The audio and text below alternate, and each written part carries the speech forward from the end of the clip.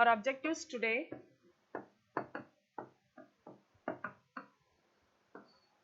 we will recall Coulomb's law you studied in part 2.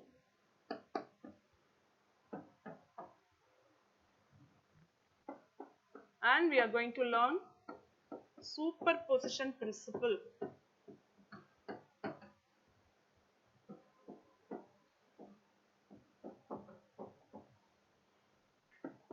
And electric field,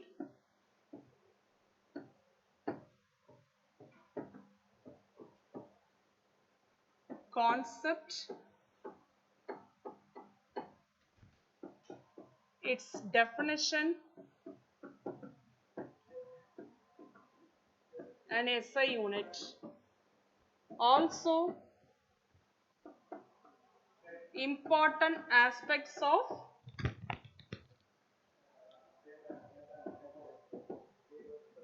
electric field.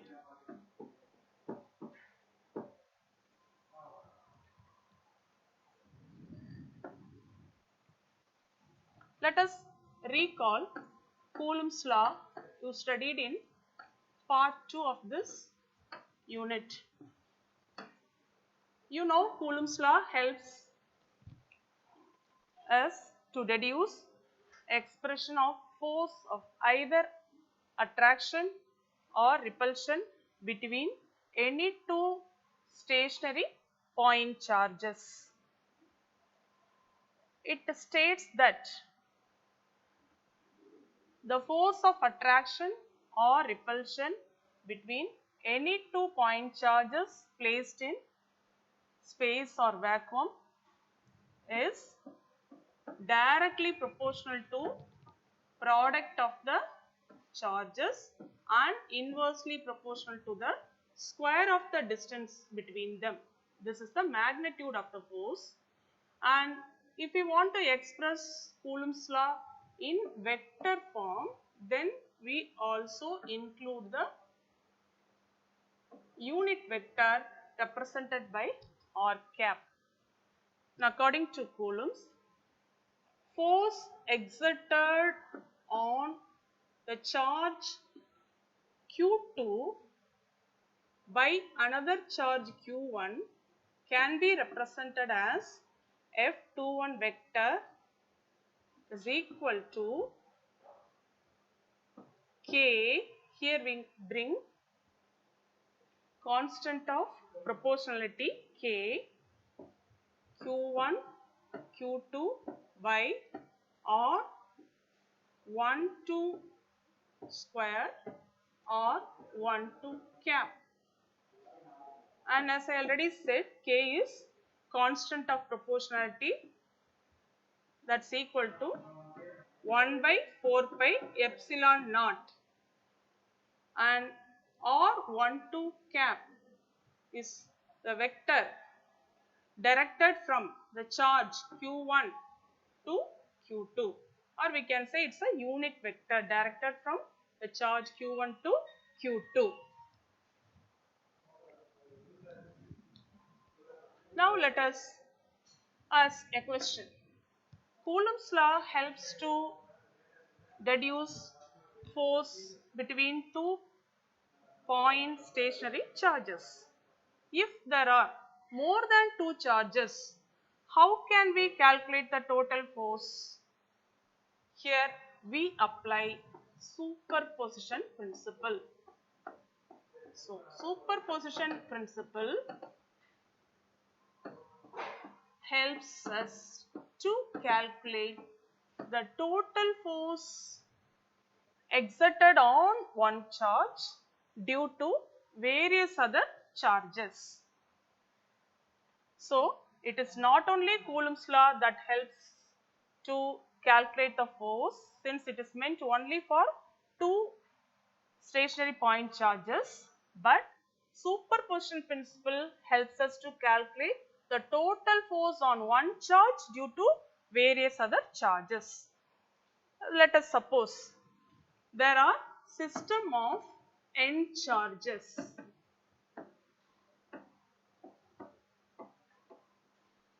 system of n charges q1, q2, q3, q4 in up to, let us think there are n number of charges, and so let us take the force, total force acting on charge q1 due to q2, q3, q4 up to qn number of charges, and it is represented as, that is, total force acting on the charge q1 due to other charges right from q2, q3 up to q1 is equal to the vector sum of the charges, vector sum of the forces acting on the first charge due to the second charge, like the force on first charge due to third charge, like force acting on first charge due to fourth charge, etc. up to force acting on first charge due to nth charge. This is what is the statement of superposition principle. So, to calculate total force acting on one charge in a system of charges, we apply superposition principle, which states that total force on the charge q1 due to the other charges like q2, q3, q4 up to qn is equal to the vector sum of the forces on q1 due to other charges. Vector sum, it is equal to the vector sum. Okay. Now let us find out step by step what is the total force on q1 due to q2, that is represented by F12 vector is equal to K into q1 q2 by R21 square or 21 cap. Here the force exerted on q1 by q2. So, unit vector is directed from q2 to q1. Right. Likewise, we write the force exerted on q1 by q3 is equal to K into q1 q3 divided by R31 squared or 31 cap. And similarly, if it is F1n vector, what does it mean? The total force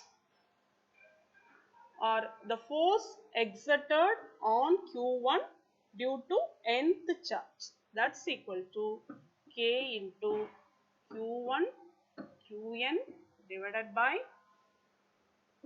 or n1 square or n1 cap. So, let us apply principle of superposition or superposition principle SP, which is used to calculate the total force on F1, total force on F1 alone due to other charges like q2, q3 up to qn, and when we apply, it is equal to F12 vector plus F13 vector etc. to F1n vector. Let us substitute the values, and so we get K Q1 Q2 or 21 square or 21 cap plus K Q1 Q3 or 31 square or 31 cap plus etc. up to K Q1 Qn by or N1 square or N1 cap. Taking K as common, we get K into Q1 Q2 divided by R21 square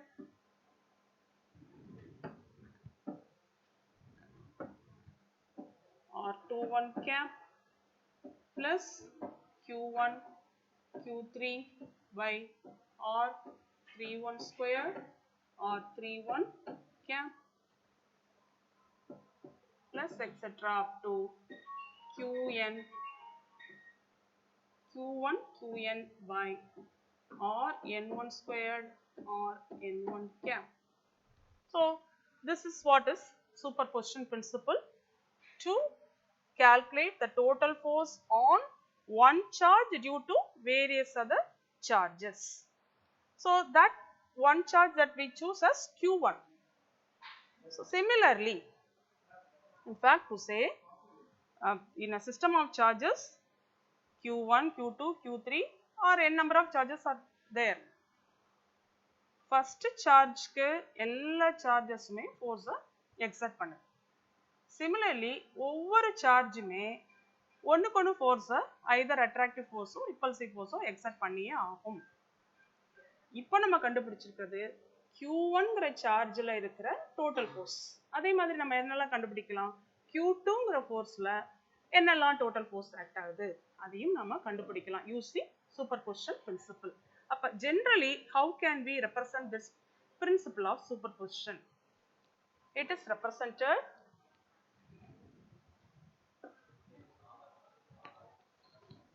as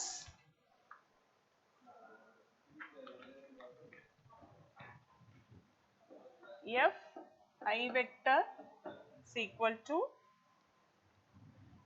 K summation I is equal to 1 to N Qi Qn divided by R Ni square or Ni cap. This is what is the general representation of superposition principle.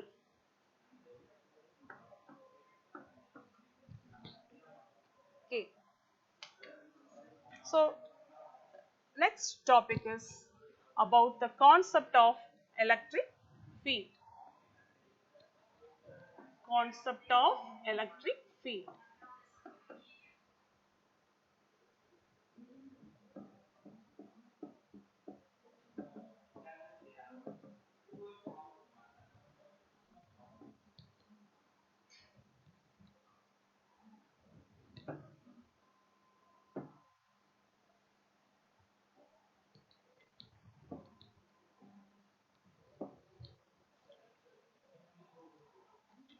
So, here in concept of electric field, let us again recall Coulomb's force. You know very well it is due to interaction between two stationary charges, and we know very well that both the charges like Q1 and Q2 are separated by a certain distance r, but still there is either an attractive force or repulsive force.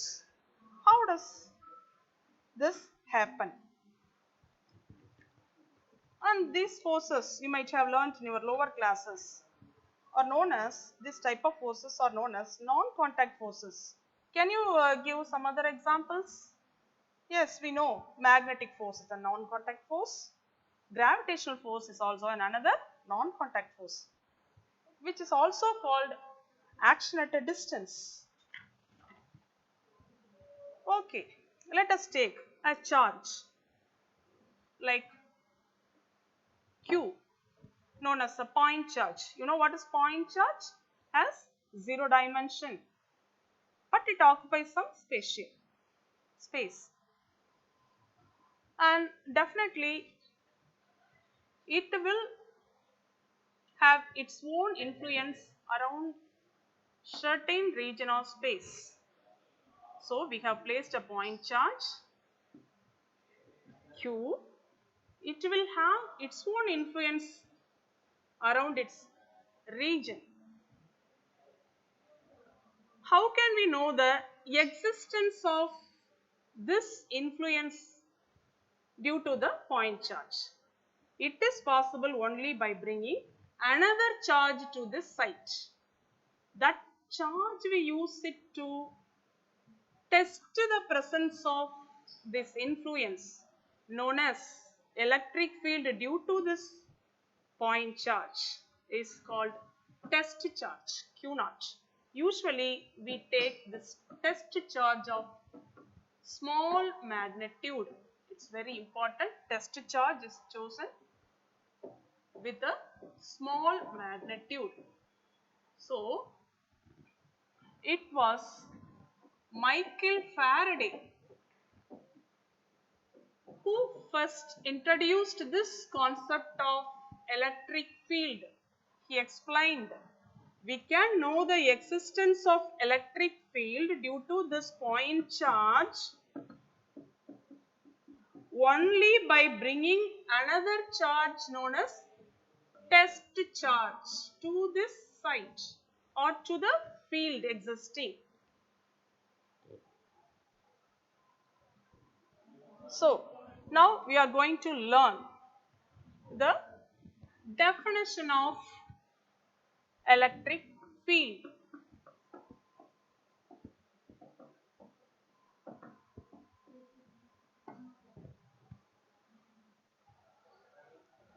Let us consider point charge Q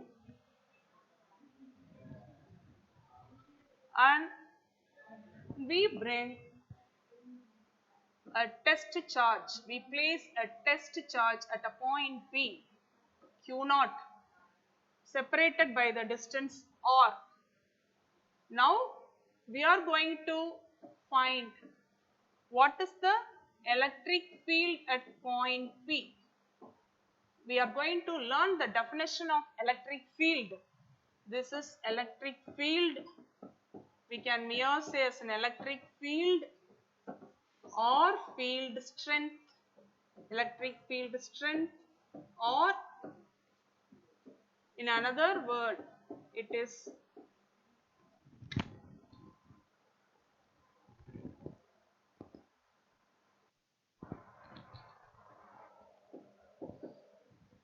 electric field intensity.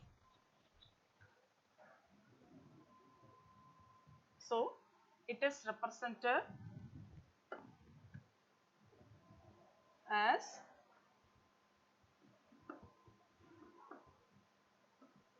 we bring a test charge to the existing field, so the test charge experiences the force which is given by Coulomb's law.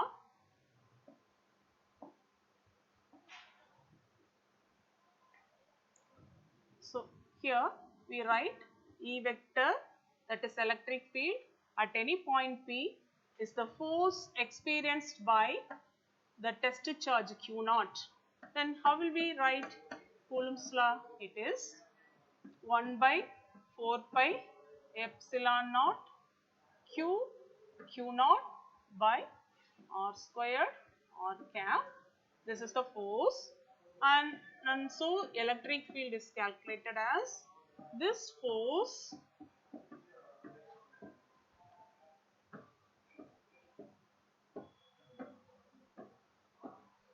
divided by Q naught. Let us cancel this, and so we are getting the expression for the electric field as 1 by 4 pi epsilon naught Q by R squared R cap.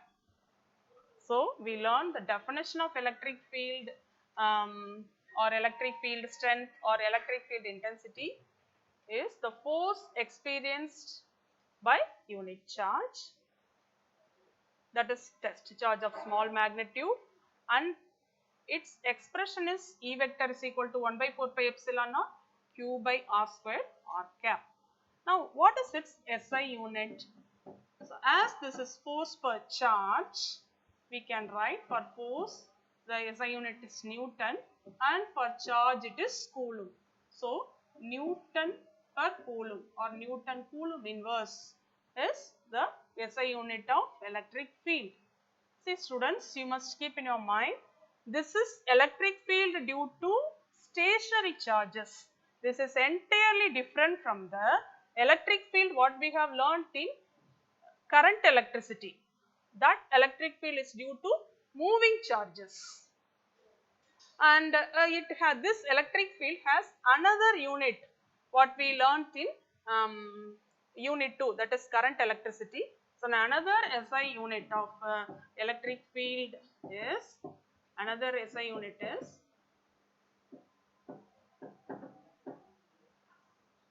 as volt per meter. How do we get this? Since electric field in current electricity we already just learnt as the potential gradient, that is potential by distance. That is why the unit is expressed as volt per meter. So SI unit of electric field you should keep in your mind, it is Newton per Coulomb or volt per meter. And students, you should be curious enough to find out the dimensional formula of this quantity, since these questions will be asked in your competitive exams like JEE or NEET. So you should be able to derive dimensional formula for these SI units. Just take this as your activity. Okay, now let us move on to the next topic, which is important aspects of electric field.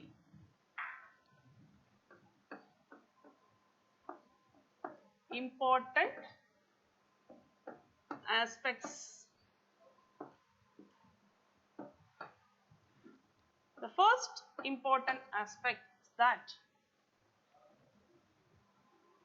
suppose there exists a charge positive, definitely it will have the electric field around the region, around its region. And what would be the direction of electric field at point P?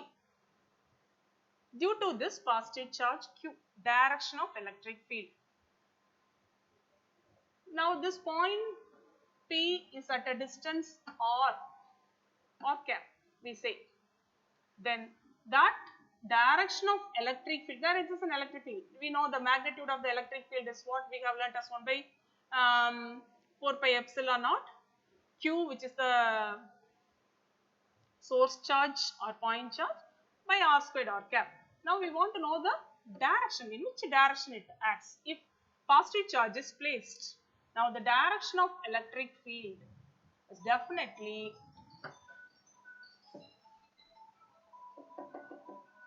outwards,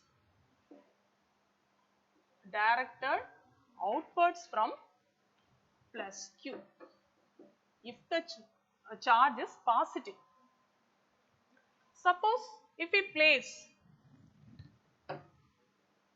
negative charge like minus Q, want to find out the electric field at point P, then it is, as usual, it is separated by the distance r, represented by r cap. Now the direction of electric field would be acting inwards,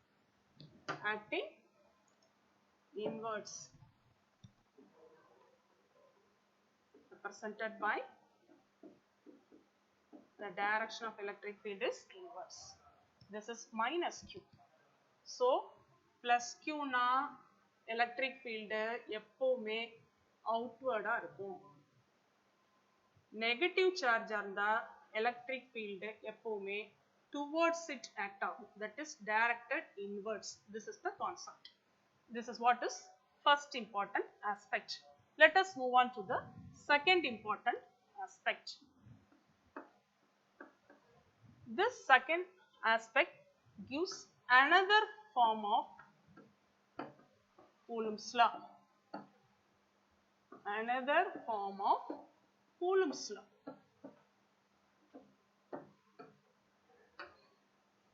How? Here we know that E vector is equal to F vector by Q naught. And so what is the force exerted? That's equal to Q naught E vector. So we know the Coulomb's law of either attraction or repulsion between two stationary point charges. This is what the expression we have got from the expression of electric field, which is the another representation of Coulomb's law.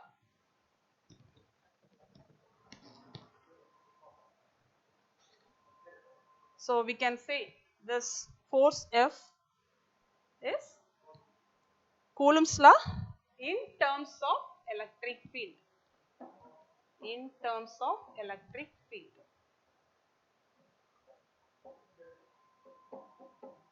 In terms of electric field. Let us move on to the third aspect.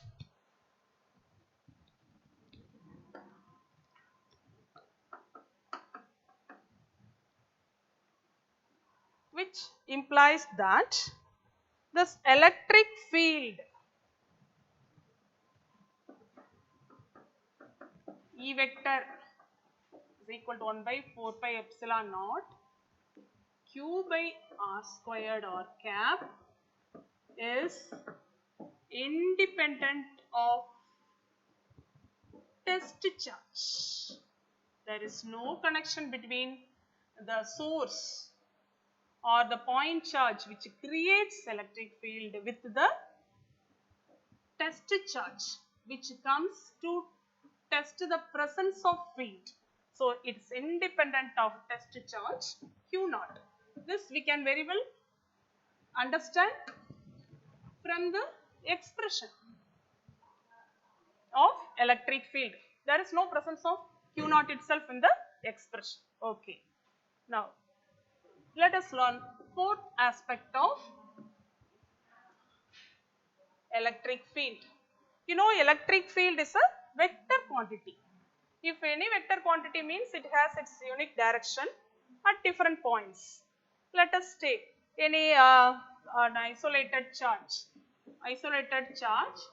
So it has electric field all around its space.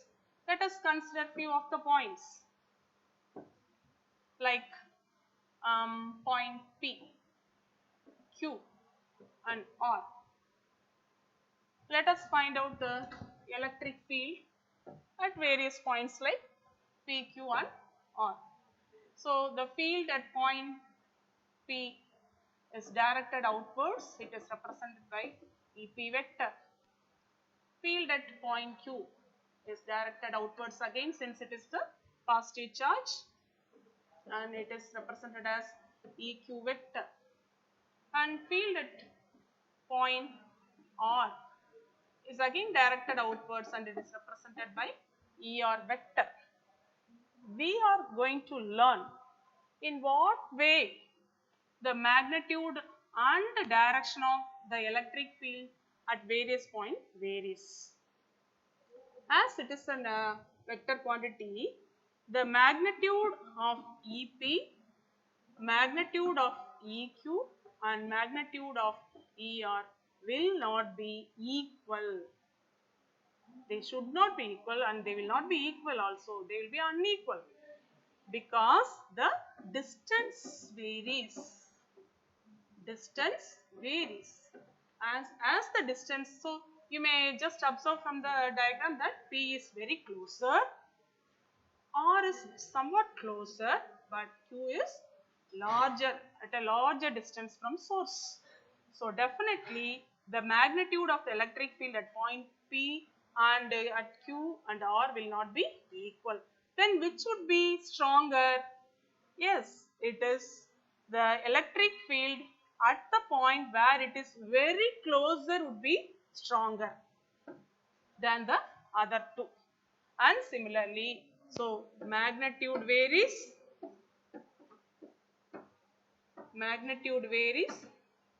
and see direction also varies.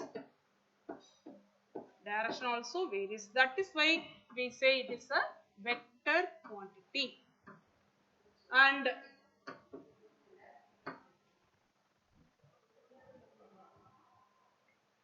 it is a known fact, the distance of the point where we calculate electric field is taken into account. எந்த point ரொம்ப பக்கத்துல இருக்கோ அந்த பாயிண்ட்ல தான் electric field ஸ்ட்ராங்கரா இருக்கும் than the point which is at a larger distance or away from the source charge. This is what is fourth aspect. Now let us come to fifth aspect. Here it is very important that test charge, as I already said, it should be of smaller magnitude. Why should we take test charge of smaller magnitude? Then only it will not modify the existence of the field due to the source charge. It will not modify the existence of field due to the source charge. That is why this test charge is always taken in smaller magnitude. This is the fifth aspect. Now coming to the sixth aspect.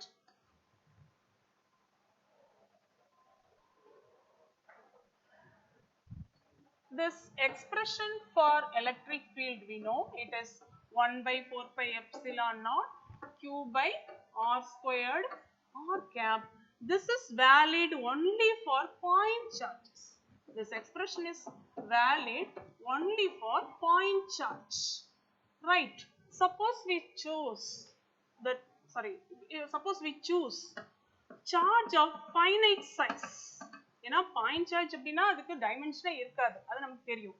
இப்போ ஒரு size உள்ள ஒரு charge எடுத்துட்டோம்னு சொல்லிட்டா how can we find out the electric field? இந்த மாதிரியான இடத்துக்கு we cannot use this expression. அப்ப how will we find out this finite charge electric field? It is found using integration technique that we will study in later part of our class. Okay. Now, it is to be accepted that we can also consider any finite size charge. Suppose this is any finite size charge. This is finite size charge as a point charge. We can assume, or it is done with the approximation. We say approximation. நம்ம என்ன பண்ணிக்கலாம், finite size சார்ஜா இருந்தாலும் அத point சார்ஜா approximate பண்ணிக்கலாம். எப்போ? when if the point where we are going to calculate the field is at a very large distance. எப்போ ரொம்ப தூரத்துல, அதாவது என்ன ஒரு finite size charge distribution இருந்தாலும் அத பாயிண்ட் சார்ஜா கன்சிடர் பண்ணி இந்த எக்ஸ்பிரஷனை அப்ளை பண்ணலாம். when எப்போ நம்ம கண்டுபிடிக்க போற எலக்ட்ரிக் ஃபீல்டு இருக்கிற பாயிண்ட், எடுத்துக்கிற பாயிண்ட் P வந்து ரொம்ப தூரத்துல இருக்கும்போது. ஃபார் எக்ஸாம்பிள், இதை make you more clear, I will give you an example. இப்போ நம்ம வந்து எர்த் எடுத்துக்கிறோம் இல்லையா, இது வந்து எர்த் அப்படின்னு வச்சுக்கோங்க. Let us take sun. இப்போ எர்த்துக்கும் ஃபைனைட் சைஸ் இருக்கு, sun it has its. So suppose we want to find out the gravitational field between two masses அப்படின்னு சொன்னா, எர்த் என்னதான் பெரிய சைஸ் அப்படின்னாலும் இதை நம்ம பாயிண்ட் மாஸ்னு எடுத்துக்கலாங்கிறாங்க. why? சன் வந்து ரொம்ப தூரத்துல இருக்கு, எர்த்ல இருந்து ரொம்ப தூரத்துல. So it is very large, it is at a very large distance. So Here this is what is an approximation. Therefore, only when it lies at a very large distance. If the test mass is at a very large distance, this is to find out the gravitational field. The same concept is applied here in finding out electric field also. So once again I say, in the electric field expression is concerned, it is only for point charges. Suppose if it is finite charge, we can approximate this finite charge as a point charge. Only the test charge is placed at a very large distance. Okay. Now let us move on to the final aspect of electric field, that is about kinds of electric field. Kinds of electric field. So there are two kinds of electric field. They are uniform and non-uniform.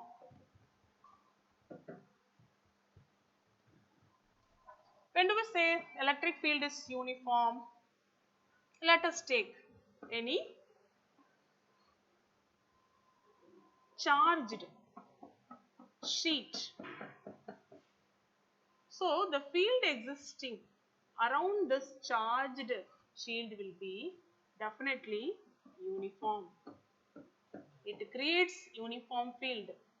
So how can we represent uniform field as parallel lines? See that the magnitude is constant as well as they all flow in same direction. Then only the field is said to be uniform. It should have constant magnitude and they should fall in same direction. This is any infinitely charged plane sheet which is non-conducting. Is an example of existence of parallel field. We can also take some other example like the potential differences given to parallel plates. PD is applied, certain potential differences given. Now the field created would be from positive to negative. So this is also an existence of uniform field, example for the existence of uniform field. Now what is this non-uniform field? Non-uniform electric field. Sometimes they flow in the same direction but their magnitude varies. So if they don't have constant magnitude, even if they flow in same direction, then the field is said to be non-uniform. And let us take any isolated charge. Isolated charge தனியா எந்த டிஸ்டர்பன்ஸும் இல்லாம தனியா இருக்கக்கூடிய ஒரு charge. Isolated charge எடுத்துட்டோம்னா then the field would be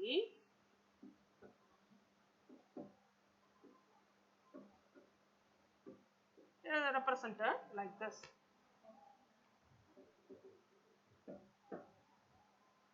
And which is exactly non-uniform. So this is important aspect of electric field where we learn about the kinds of electric field as uniform electric field and non-uniform electric field. So here in this class we have learned about superposition principle and concept of electric field which was introduced by Michael Faraday, and we learned the definition of electric field. At any point P is a force experienced by the unit charge or the test charge placed at the point P, and its expression SI unit represented as Newton per Coulomb or volt per meter, and 7 important aspects of electric field. Hope you have understood, students. Keep on watching the video lessons regularly. Thank you.